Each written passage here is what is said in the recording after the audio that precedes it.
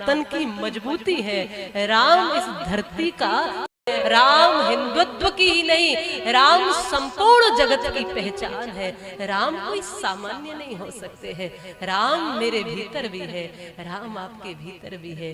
राम कमजोर से कमजोर व्यक्ति के है, राम भूखे की रोटी में समाये है, राम हमारे आंसुओं में समाये है, राम हमारे कानों में श्रवण शक्ति बने हैं, राम हमारी वाणी पर, जिह्वा पर हमारी वाक शक्ति बने हैं, राम हमारे नेत्रों में बसे हैं रोशनी बनकर, और राम हमारे चिंतन में है संकल्प बनकर, राम हमारी आत्मा में है चेतना बनकर, राम हमारे हाथों में है कर्म बनकर, और राम हमारे पैरों में है परिश्रम बनकर, राम हमारे संपूर्ण जीवन में है, इस पिंड में है ऊर्जा बनकर, और इस ब्रह्मांड में है महाविराट तत्व बनकर। राम ही आकाश की ऊंचाई है और राम ही सागर की गहराई है। राम ही सभी दिशाओं में समाये है। राम बालक की सरलता में है, राम माताओं की वात्सल्यता में है, राम बुजुर्गों के आशीर्वादों में है, राम युवाओं की ऊर्जा में है, राम ब्राह्मणों के ब्राह्मणत्व में है, राम क्षत्रियों के शौर्य में है, राम वैश्यों के धन में है, तो राम शूद्रों की सेवा में है, राम स्त्री में है, बूढ़े में है, बालक में है, हर जगह राम है।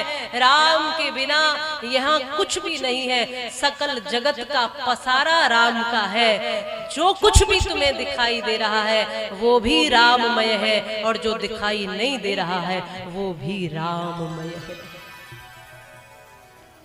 इसलिए राम को जानना, उसके लिए तो इतना सरल होना पड़ेगा कि कोई केवट जैसा है। केवट, ये प्रसंग आगे के हैं लेकिन भाव का विषय इसलिए सुन लीजिए। केवट वो है जो श्री राम से कहते हैं, मांगी नाव न केवट आना, कहूं तुम्हार मरम में जाना। केवट वो है जो श्री राम से कहते हैं कि मैं तुम्हारा मर्म जानता हूं। एक बड़ा योगी भी कंदराओं में इतने वर्षों तपने के बाद भी नहीं कहता कि राम मैं तुम्हें जानता हूँ, और एक मल्लाह नाव चलाता नाविक कह रहा है कि राम कहूँ तुम्हार मर्म में जाना, मैं आपका मर्म जानता हूँ, मैं जानता हूँ आप कौन है। इतना सरल होना पड़ेगा। और जब उतराई दी पार होने के बाद, तब ली नहीं इस मल्लाह ने, इसलिए नहीं इस नाविक ने कहा क्या देकर जा रहे हो? बोले सोने की मुद्रिका है। नहीं चाहिए प्रभु, क्या हिसाब बराबर का करके जाना चाहते हो? मुझे मजदूर मत बनाओ जो कुछ करने के बाद कुछ लेता है। मुझे मजदूर नहीं बनना। क्या बनना है? भगवान मुझे ये नहीं चाहिए। क्या चाहिए? कुछ नहीं चाहिए। भक्त को कुछ चाहिए भी नहीं होता।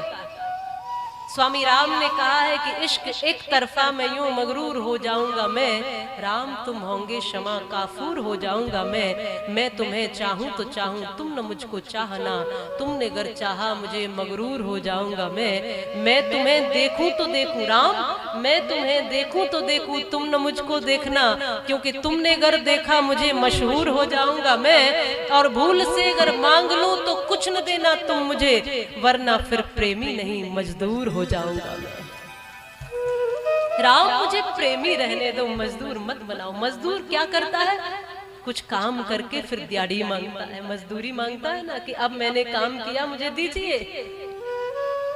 अगर मैं भी यही करूंगा कि तुम्हारी भक्ति करके, तुम्हें पार उतार कर, तुम्हारी सेवा करके, तुम्हारे चरण पखार के फिर कुछ मांग लूंगा, तो मैं तो मजदूर हो जाऊंगा, प्रेमी नहीं बचूंगा। प्रेमी रहने दो। नहीं नहीं, केवट कुछ मांगो। केवट ने क्या कहा? प्रभु आज घाट आप मेरे आए तो मैंने पार उतार दिया, जब घाट तुम्हारे मैं आऊं तो मुझको पार लगा देना। मैंने जो करना था कर लिया। अब राम का राज्य आने वाला है तो राम को कैसा होना चाहिए? राम देखते हैं कौन दुखी है, कौन गरीब है, कौन दुखी है इन राक्षसों से। कहाँ राक्षसों का डेरा है ये पता होना चाहिए। एक शासक को, एक राजा को ये पता होना चाहिए उसके समाज में कौन परेशान है, कौन दुखी है, मुझे क्या करना है। एक शासक को ऐसा नहीं होना चाहिए कि प्रजा उससे डरे, एक शासक को ऐसा होना चाहिए कि प्रजा उससे प्रेम करे, जब चाहे तब बात कर सके। आपके क्षेत्र का नेता ऐसा होना चाहिए कि आप अपने मन की बात उस नेता तक पहुंचा सके, आप उस व्यक्ति तक पहुंचा सके। आपको ये न लगे कि मैं कैसे मिलूंगा उस व्यक्ति से, वो आप ही के जैसा जब आपको लगने लगेगा तो आपकी सारी समस्याओं का समाधान भी होने लगेगा। कोई इसी मिट्टी में से निकला हो, जो तपस्वी हो, जो जानता हो दुखी को, गरीब को, भूखे को, कोई जानता हो कि किस तरह समाज परेशान है, समाज की क्या जरूरतें हैं और समाज को किस तरह से सही दिशा दी जा सकती है।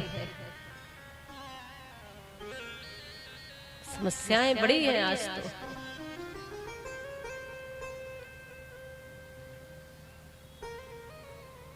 इसलिए चुनाव करना, नेताओं को बनाता कौन है? समाज बनाता है, प्रजा बनाती है, आप ही लोग बनाते हैं। तो जब बनाते ही हो तो कुछ अच्छा बनाया कर, कुछ ऐसा जो समाज के लिए उपयोगी हो। राम की बात करते हैं लेकिन राम को स्वीकार नहीं करते, राम बनना नहीं चाहते। राम बिना राम राज्य कैसे आएगा? क्यों निकाल कर ले गए हैं? ये चिंतनीय विषय है। राम जी को क्यों महलों से निकाला है? क्योंकि राम ही है भविष्य, युवा ही है राष्ट्र का भविष्य, युवा ही है धर्म की ध्वजा को धारण करने वाला। इसलिए मैं कई बार कथाओं में भी कहती हूँ कि आप धर्म को यदि जागृत रहने देना चाहते हो और सनातन को बढ़ाना चाहते हो और इस धर्म को मजबूत करना चाहते हो तो मैं सभी बड़ों से निवेदन करती हूँ कि युवा पीढ़ी को आगे लेकर आइए। आप तो कथा करते रहेंगे लेकिन ये युवा कब जागेंगे? इन युवाओं को जिम्मेदारी दीजिए, इनको घरों से निकलना सिखाइए, इनको परिश्रम करना सिखाइए, इनको धर्म के काम में आगे आगे कर्तव्य दीजिए, जिम्मेदारी दीजिए। जब राष्ट्र करने वाला युवा जब धर्म को समझेगा तब जाकर के ही ये धर्म रक्षित और पोषित हो सकता है। मुझे दुख होता है जहां बुजुर्गों की टोली सेवा कर रही होती है और मुझे बड़ी प्रसन्नता होती है जब युवा दौड़ दौड़ के धर्म के काम में अपनी सहभागिता निभा रहा होता है। तब लगता है कि धर्म धारण करना, तब लगता है कि धर्म की जय जयकार होगी। इसका उद्देश्य ही ये है। राम की अवस्था है, राम जी के सामने पूरा जीवन है, राम जी के पास नई ऊर्जा है, नया चिंतन है, नई सोच है, नया विवेक है। अब ये बूढ़ा हो गया है। दशरथ जी के तब दशरथ भी वहीं थे, सिद्धाश्रम भी वहीं था, विश्वामित्र भी वहीं थे और कब से वो यज्ञों के अनुष्ठानों में विघ्न करते थे। लेकिन अब ऐसा नहीं होगा। अब राम खड़े हो गए हैं, अब कोई विघ्न नहीं होगी, अब कोई बाधा नहीं होगी। ये राम जी ने कहा। राम निकल करके आए हैं। राम जी ने ताड़का को मारा है, राम जी ने तमाम दुष्टों का संहार किया। राम जी ने देखा कि लोग कमजोर हैं, लोग अलग बिखरे हुए हैं, राम जी ने उनमें शक्ति दी, राम जी ने उनमें ऊर्जा भरी। अरे राम जी ने गद्दी पर राज्य नहीं किया, राम जी ने लोगों के हृदय पर राज्य किया है, तभी वो राम राज्य कहलाया है। राम जन जन के प्रेमी है। अरे हिंदू हो कि कोई मुसलमान हो, राम जी को कोई अस्वीकार नहीं कर सकता। अरे अपने स्वार्थ बस हो सकता है कुछ बातें बना दे लोग, लेकिन राम को कोई नकार नहीं सकता है। राम ने गद्दियों पर राज्य नहीं किया, श्री राम ने लोगों के हृदयों पर राज्य किया है। इसलिए नेता को होना भी वैसा ही चाहिए, हृदय पर राज्य करने वाला, हृदय पर शासन करने वाला, लोगों के मन में बसने वाला, लोगों के हृदय में बैठने वाला। ऐसा होना चाहिए। परिवर्तन तभी आएगा। मैं तो कई बार कहती हूँ, बहुत से लोग राष्ट्र के अच्छे प्रहरी हैं और कुछ नेता ऐसे भी हैं जिनको कुछ लेना देना नहीं, कुछ मतलब ही नहीं। यहाँ भी कोई नेताजी हैं क्या? अरे ये तो भगत ही है। वैसे एक बात कहूं, तुम सब नेता ही हो। अपने आप में आज हर व्यक्ति नेता है।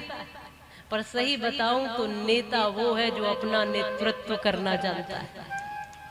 सही मायने में राम ने स्वयं अपना नेतृत्व किया है। राम ने स्वयं के जीवन को तपाया है। श्री राम ने स्वयं को मर्यादित किया है। राम जी ने समाज पर अंकुश नहीं किया, राम जी ने अपने आप पर अंकुश किया है। राम जी ने हर कर्तव्य को निभाया है। श्री राम जी के जीवन को देखिए तो सही।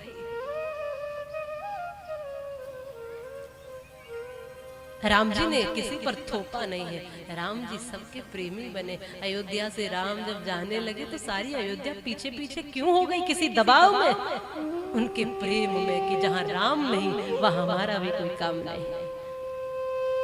पर मैं कई बार सुनाया करती हूँ कि एक नेताजी एक गांव में पहुंचे और कहते हैं कि हमें वोट दो, तुम जो कहोगे सो करेंगे। ऐसा कहते हैं माता। मैंने कई बार देखा है कि जाकर के कहते हैं कि देखो वोट दो। बहनों माताओं के पास जाते हैं, ये लो माता जी साड़ी ले लो, वोट दे दो। कई बार लोभ भी देते हैं, किसी को पौवा देते हैं, किसी को साड़ी देते हैं, किसी को नोट देते हैं, फिर वोट लेते हैं। और याद रखना, जो साड़ी लेके आपके पास आए और कहे कि बस मैं तो कृष्ण कन्हैया हूँ, बहन साड़ी ले लो, चीर बढ़ाने आया हूँ। अगर लोभ में आकर साड़ी ले ली और गलत व्यक्ति को वोट दे दिया तो 5 वर्ष तक यही दुशासन बनकर चीर हरण करते रहेंगे। याद रखना।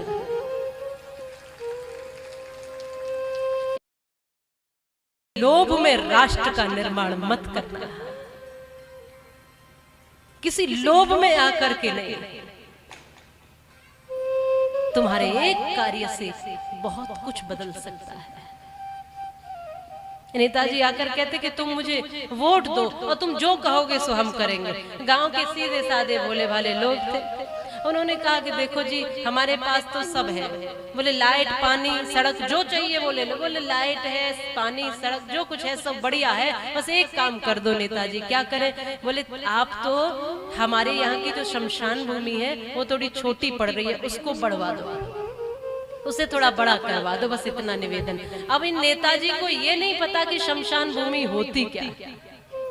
अब इनको पता नहीं कि शमशान क्या है। अब ये कहें कि शमशान क्या है मुझे पता नहीं है, बताओ, तो भी वोट कट जाएंगे। लोग कहेंगे इनको इतना नहीं पता तो ये करेंगे क्या। अब ये कहें कि हाँ हम करवा देंगे तो पता ही नहीं क्या करवा लेंगे, हमें तो पता ही नहीं ये कह क्या रहे हैं। पर एक आदत होती है नेताओं की कि करें न करें बढ़ चढ़ के बोलते हैं, बोलेंगे एकदम बढ़िया जबरदस्त। तो इन्होंने भी कहा कि देखो तुम चिंता मत करो, तुम तो वोट दो, मुझे नेता बनाओ, मुझे दिल्ली पहुंचाओ, मैं तो तुम्हारे घर घर को शमशान भूमि बना दूंगा। तुम एक शमशान भूमि की बात करते हो, घर घर को शमशान। तो अब ऐसों का क्या करोगे?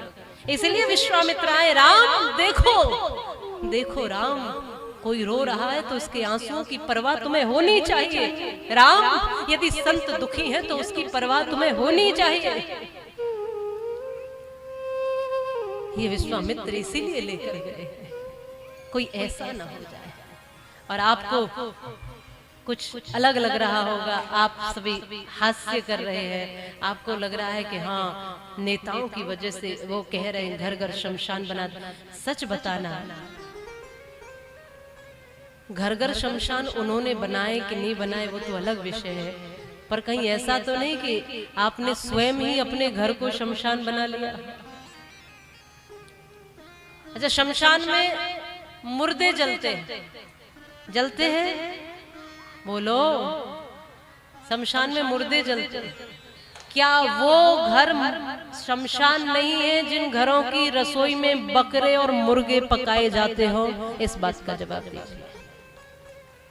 शमशान में मुर्दे जलाए जाते हैं, पर वो घर भी जिसमें अंडे मांस बकरा मुर्गा पकाया जा रहा है, जिस घर की रसोई में वो घर भी शमशान है, तो वो क्या शमशान बनाएंगे? आपने तो स्वयं ही अपने घरों को शमशान बना रखा है।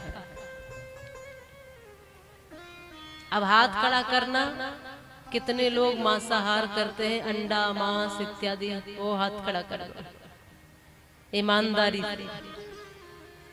ये तो मुझे पता है मांसाहार तो चलता है,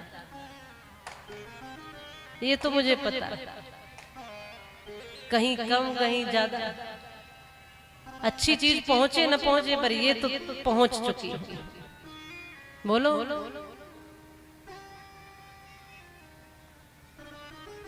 जिनके गले काट रहे हो, राम जी की कथा सुन रहे हो ना, तो पूरी पूरी कथा सुना कर, राम जी ने अच्छे अच्छे कार्य किए ये सुनना सबको अच्छा लगता है, बस राम राम रह जाए और मैं रावण ही बना रहूं, राम तो राम हो जाए पर मैं रावण ही बना रहूं।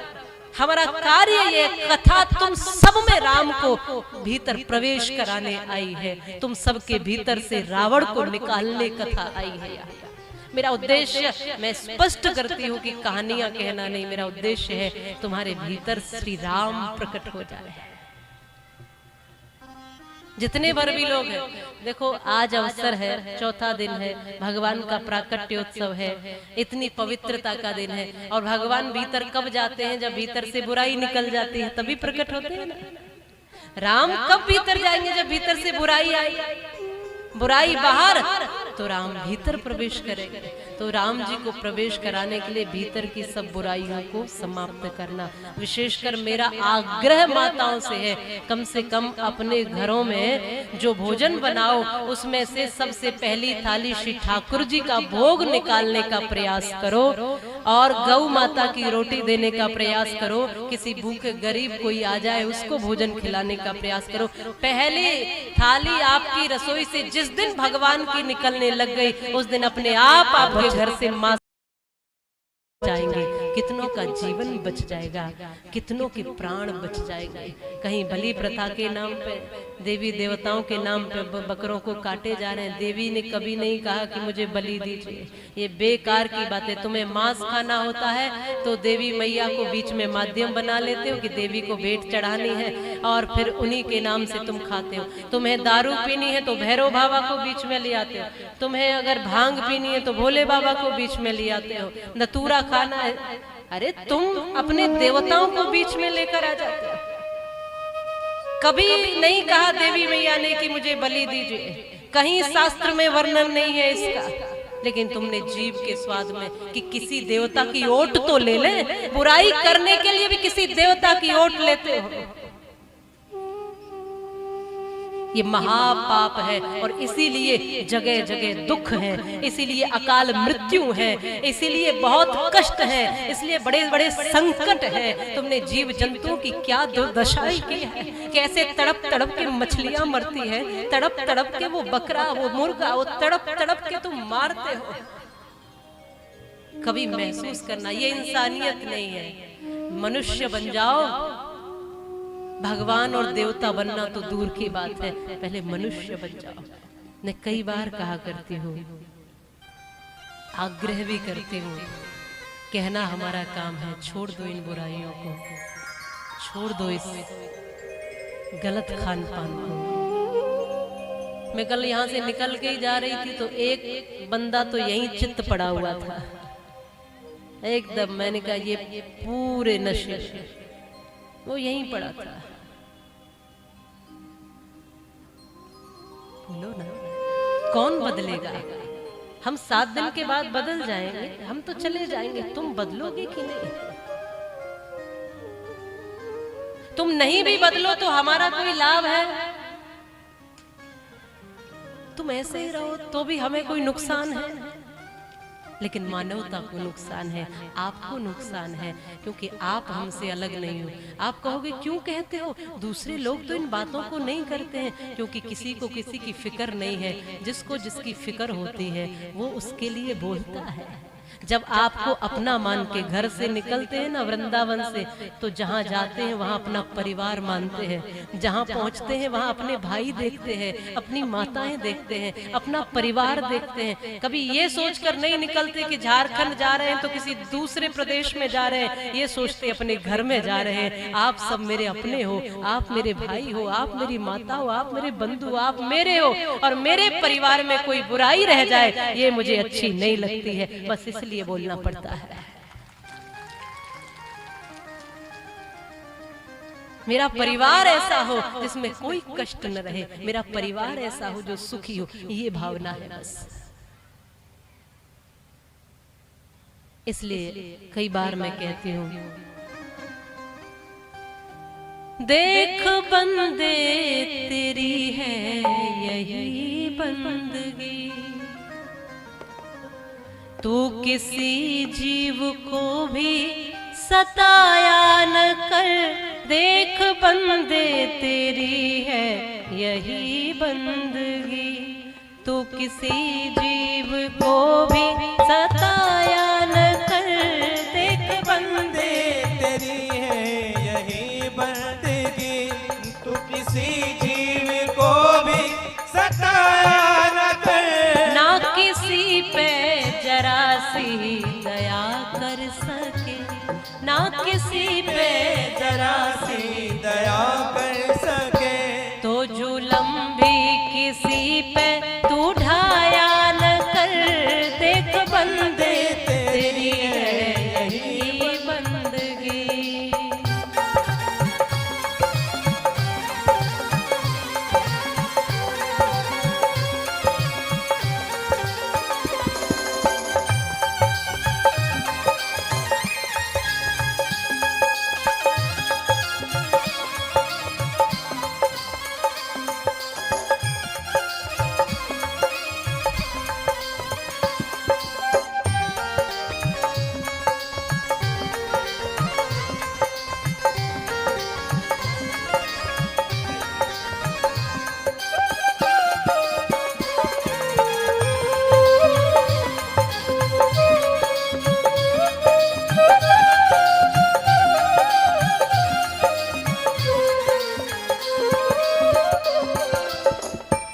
इन बेचारों ने तेरा बिगाड़ा है क्या, कोई घर बार तेरा उजाड़ा है क्या।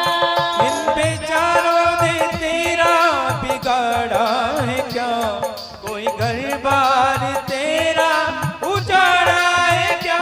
तू घड़ी दो घड़ी की लहर के लिए, तू घड़ी दो घड़ी की लहर के लिए, इन गरीबों के खून को बहाया न कर। देख बंदे तेरी है यही बंदगी।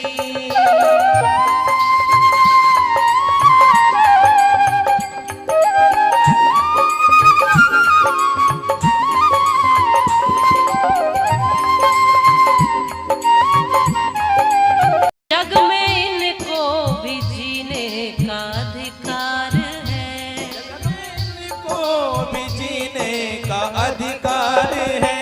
बेरहम इनका जीवन मिटाया न कर। देख बंदे तेरी है यही बंदगी।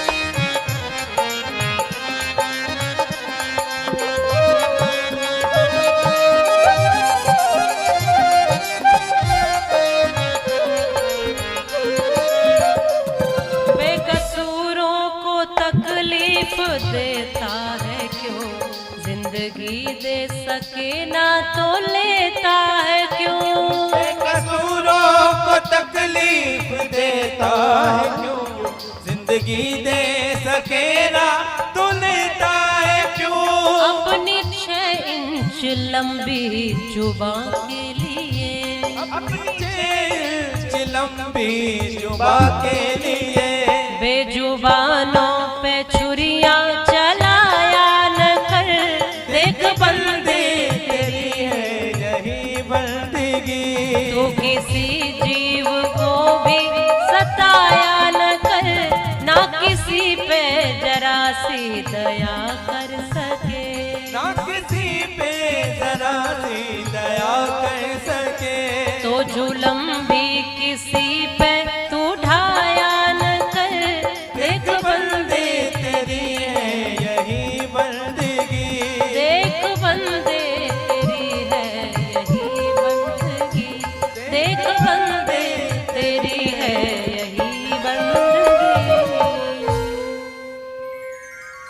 देख बंदे तेरी है यही बंदगी। आज चिंतन लेकर जाना, कितने जीव जंतु आपकी वजह से मारे गए।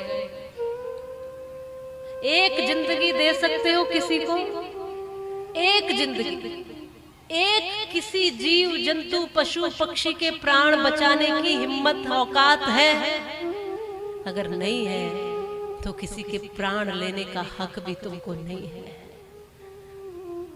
तुम शक्तिशाली हो इसलिए जीवों को समाप्त करते हो। तुम्हारे पास बुद्धि इसीलिए परमात्मा ने दी है।